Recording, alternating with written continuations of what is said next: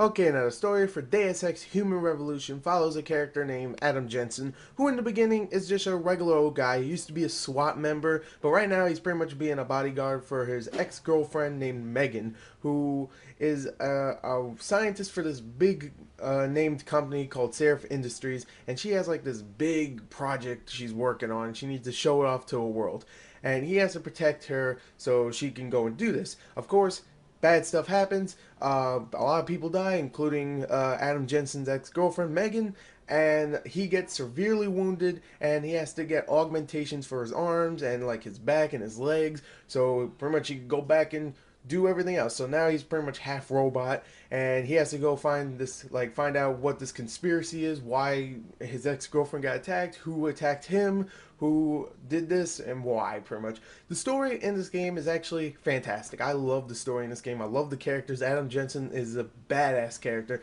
He has a lot of humor to him. He has a lot of badassness. He just looks like a guy you don't want to screw with, and maybe you want to hang out with. He's a cool ass character. And everybody else is a great character too. I was very, very surprised to see that all these characters are great. There was no characters that really annoyed me. I loved the story. I really did. Anyway, there you go. The story is great. Let's go on to the sound. Alright, now the sound for Deus Ex Human Revolution. Of course, the sound has to be good. It's a futuristic kind of game, so we need a good futuristic kind of sounding soundtrack, and you get it here. Wow, the soundtrack in this game is absolutely amazing.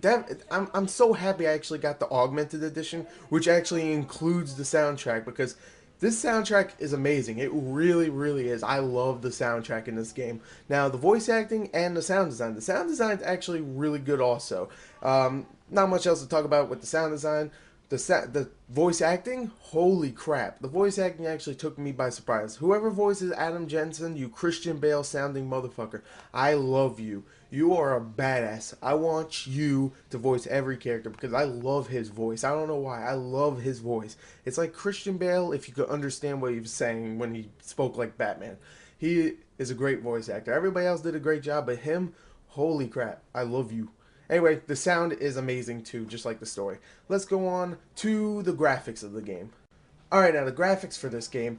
I thought the graphics were really, really great. I really did. I did not think they were the best ever, but I will say this. I did love the art design for the graphics. I did love how the environments looked, how futuristic the place looked, how dark and grim it looked. Usually I don't like games that are dark and grim and like brown and gray, but this one definitely won me over with its look. It's supposed to be Detroit, you know, that's pretty much where the main game is set, and then you go to China halfway through, and I gotta say, the environment looks great. The character models, for the most part, are really good. Definitely your main character, Adam Jensen, and all the other characters that you come across too. I would say maybe the not the non-player characters. There's a lot of those. Maybe I would say the players you come across in the city when you're roaming around, because this is kind of a free roam game. They don't look all that great, and maybe some other people you talk to don't look all that great. But for the most part, the graphics are great in this game, and really, it's one of those graphics that just make me go, wow, I never seen anything like this because it looks so unique for some reason. Anyway, there you go. There are the graphics. I love them too. Let's go on to the gameplay and wrap this review up. Okay, now I got pretty much through those other three categories pretty quickly, so I can talk about the gameplay because there is a lot. I mean, a lot in the gameplay. I mean, seriously, there is so much in this game. There's four main things you could do in this game. I know, four. Which is, of course, combat, which is guns and stuff. You get a whole bunch of guns in the game, maybe about 8 or 9. You know, not a lot, but you get, you know, enough, and you can upgrade them and stuff. And that's cool. The combat is really good. The gunplay is great, I should say, not the combat. And the second thing you do is stealth, of course. Stealth, you could roam around, like hide. You could buy different like upgrades or augmentations that they call them in this game, so you can like maybe be quieter when you're sneaking around, or actually get a cloaking system and stuff. And that's really awesome. The upgrade system in this game is fantastic, and the stealth is also a lot of fun. Probably the best stealth I've played since Batman Arkham Asylum, I would say. Yes, that's right. I think it's a little better than Splinter Cell Conviction. Sorry, I love Splinter Cell Conviction, but I think this is actually a little better. So yeah, you have two things, and they're both great: gunplay and stealth. Of course, you have socializing, so you could just go around and talk to people. You know, sometimes you can actually get out of, you know, killing someone by just talking to them and calming them down. And of course, you have hacking. If you want to go and hack your way through stuff, that's more included with stealth, I would say, because you want to hack something without someone noticing you, like hacking a door or hacking a computer or maybe hacking a camera or a turret system or something. There's so many ways you can do a mission in this game. The game is really long. It has a whole bunch of different variety of missions and a whole bunch of different variety of side missions. This game is chock full of content, really. You can go through this whole game and do different things each time, even if the missions are kind of the same. Like, I don't know, destroy this guy or kill this guy. It could be 3 missions where you just kill this guy, and you could do it so many different ways.